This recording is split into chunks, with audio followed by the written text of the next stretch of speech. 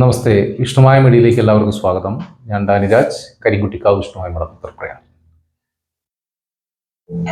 ഇത് പലരുടെയും വലിയൊരു സംശയമുള്ള കാര്യമാണ്.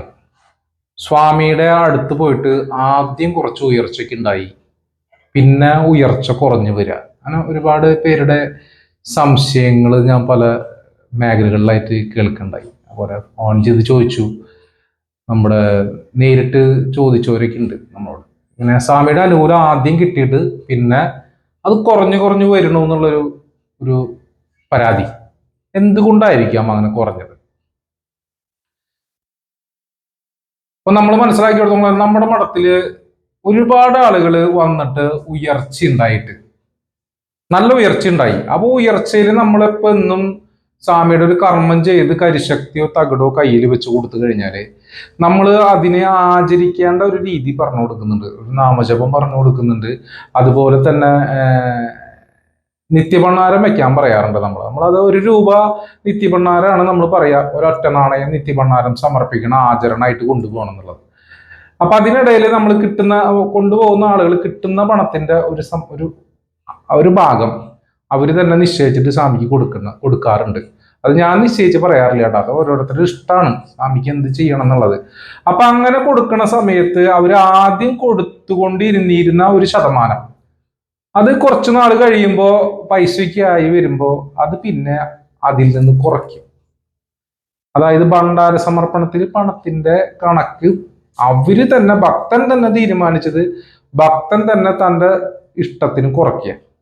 അങ്ങനെ കുറച്ച് വരുമ്പോ അത് സ്വാമിയുടെ ആചരണത്തിൽ വരുന്ന വലിയൊരു പിഴവാണ്.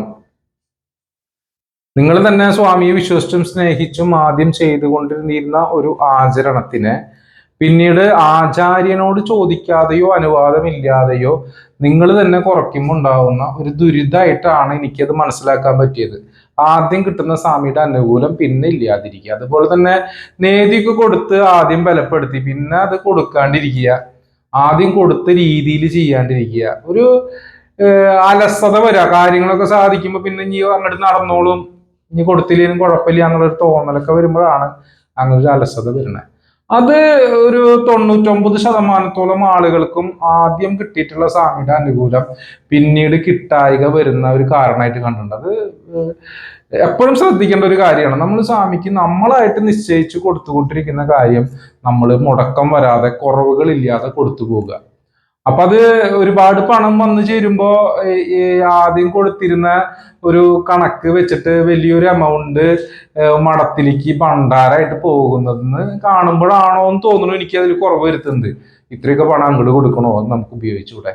ഇതാദ്യം തന്നെ ചിന്തിക്കാം. ആദ്യം തന്നെ നമുക്ക് അയ്യോ പണം കൂടുതൽ കൊടുക്കേണ്ടി വരും, അതുകൊണ്ട് കുറച്ച് കൊടുത്താൽ മതി. ആദ്യം തന്നെ കുറേശ്ശേക്ക് കൊടുക്കുക, അതിനനുസരിച്ച് നമുക്ക് തുടർന്നുകൊണ്ട് പോകാൻ വരും. നമ്മുടെ മഠത്തിൽ പ്രത്യേകിച്ച് നമ്മൾ കിട്ടുന്ന പണത്തിന്റെ ഇത്ര എന്ന് പറഞ്ഞ് ചെയ്യാറില്ല. ബിസിനസ്സുകൾക്കൊക്കെ നമ്മൾ പേഴ്സൻറ്റേജ് പറയാറുണ്ട്, അല്ലാതെ നിങ്ങൾ നിത്യം അധ്വാനിക്കുന്ന പണത്തിൽ നിന്ന് ഇത്ര കൊടുക്കണമെന്ന് നമ്മൾ ഒരിക്കലും പറയാറില്ല. അത് നിങ്ങൾ തന്നെ നിശ്ചയിച്ചിട്ട്, നമ്മുടെ മഠത്തിൽ 1-2 ആൾക്ക് അങ്ങനത്തെ ഒരു അനുഭവം ഉണ്ടായി, അവര് തന്നെ നിശ്ചയിച്ച് പണം ഇടും, പിന്നീട് അവര് തന്നെ അത് കുറയ്ക്കും. അപ്പൊ അങ്ങനെയൊക്കെ വരുമ്പോ പിന്നെ കർമ്മത്തിൽ മൗഢ്യം വരും. നമ്മളെ വിളിച്ച് പറയും കർമ്മം കിട്ടണില്ല, പണ്ടത്തെ പോലെ കിട്ടണില്ല, ഉന്നമനല്ല എന്നൊക്കെ പറയുമ്പോ നമുക്ക് സ്വാമിയിലേക്ക് ചോദിക്കുമ്പോൾ അതിന്റെ മറുപടി സ്വാമി പറഞ്ഞു തരണം. എനിക്ക് ആദ്യം കിട്ടിയിരുന്നതായിട്ടുള്ള രീതികളിൽ എനിക്കിപ്പോ തന്നുകൊണ്ടിരിക്കുന്നില്ല എന്നുള്ളൊരു കാരണം സ്വാമി 2-3 ആളുകളിൽ നമ്മൾ കാണിച്ചപ്പോഴാണ് നമ്മളത് നിങ്ങളെ അറിയിക്കാം. ഇനിയിപ്പോ എനിക്ക് ഈ പണം കിട്ടാനുള്ള ആർത്തി കൊണ്ടൊന്നല്ല, നിങ്ങൾ ആദ്യമേ തന്നെ അത് തീരുമാനിച്ച് ചെയ്യുക, ഇത്ര ശതമാനം കൊടുത്തോളാം. അപ്പൊ അങ്ങനെ ഒരു രീതി നിങ്ങൾ തന്നെയാണ് തീരുമാനിക്കേണ്ടത്. നമ്മൾ ₹1 ഇടാനേ പറയാറുള്ളൂ. ഒരു ഒറ്റ നാണയം കാലത്ത് ഇട്ട് വെച്ചോളോ, സ്വാമിക്ക് ആചരണമായിട്ട് ചെയ്തോളോ എന്നാണ് എത്ര വലിയ ആളുകളോടാലും പറയാറ്. പിന്നെ കാര്യം നടക്കുമ്പോൾ നിങ്ങളെ കൊണ്ടാവുന്നത് ചെയ്യൂ. അതിപ്പോ നമ്മൾ ഇപ്പൊ ഒരു 10,000 വരെ കാര്യം നടന്ന് നിങ്ങളാണ് നിശ്ചയിക്കേണ്ടത് അതിൽ എത്ര ശതമാനം സ്വാമിക്ക് കൊടുക്കണം എന്നുള്ളത്. അല്ലാതെ മഠാധിപതിയോ ഉപാസകനല്ല നിശ്ചയിക്കുന്നത്.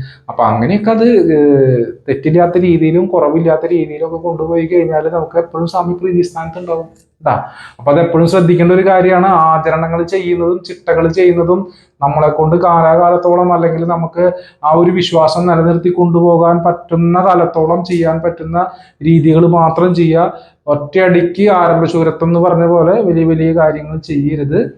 എപ്പോഴും അത് ഭണ്ഡാര കാര്യത്തിലാണ് ഏറ്റവും കൂടുതൽ ശ്രദ്ധിക്കേണ്ടത്. ഭണ്ഡാരം സമർപ്പിക്കുമ്പോൾ അത് നമ്മളെ കൊണ്ട് ആകുന്ന രീതിയിൽ സമർപ്പിക്കാൻ പറ്റുന്ന ഒരു രീതി നമ്മൾ കണ്ടെത്തുക. അല്ലെങ്കിൽ അതിനൊരു കണക്ക് വെച്ച് ചെയ്ത് പിന്നെ അവസാനം കണക്ക് തെറ്റിയിട്ട് നമുക്ക് ദുരിദോഷങ്ങൾ വന്ന് ഭവിക്കുന്ന ബുദ്ധിമുട്ട് ഉണ്ടാവരുത്. അപ്പൊ അത് ശ്രദ്ധിക്കേണ്ട ഒരു വിഷയമാണ്. എല്ലാ സ്വാമിയുടെ ഭക്തരും വളരെയധികം ശ്രദ്ധിക്കുക. ഏത് മഠങ്ങളിലേക്ക് ചെയ്യുമ്പോഴായാലും അത് ശ്രദ്ധാപൂർവം ചെയ്യുക. ഭഗവാന്റെ അനുഗ്രഹം എല്ലാവർക്കും, ഭഗവാനെ ഇഷ്ടപ്പെടുന്ന എല്ലാ മനുഷ്യർക്കും എല്ലാ ജീവജാലങ്ങൾക്കും ഗുണകരമാകട്ടെ, അല്ലെങ്കിൽ ആ അനുഗ്രഹം കിട്ടട്ടെ എന്ന് പ്രാർത്ഥിച്ചുകൊണ്ട് നമസ്തേ.